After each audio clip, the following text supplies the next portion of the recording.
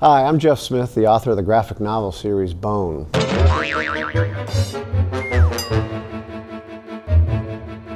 Bone books are about three lost cousins who find themselves in a mysterious valley where they meet monsters and dragons and princesses, and they uncover a few secrets along the way.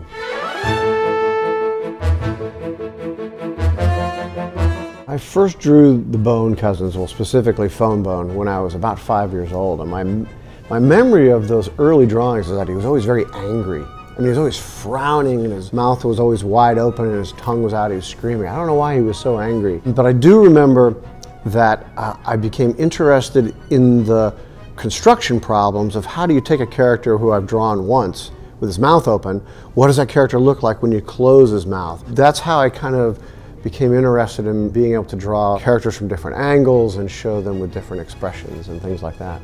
He looks different now, of course, because I've been drawing him for 40 years now, and I'm better now. It was later in high school and college when I began to read more books, and I started to get excited by the ideas of stories and how stories work.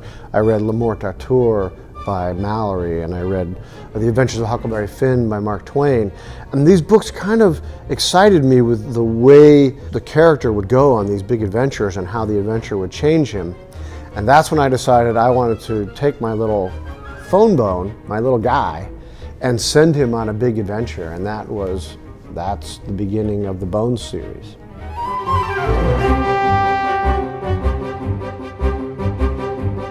Anyone who wants to do a comic book or a graphic novel needs to do two things. They need to read comic books and graphic novels, and they need to draw.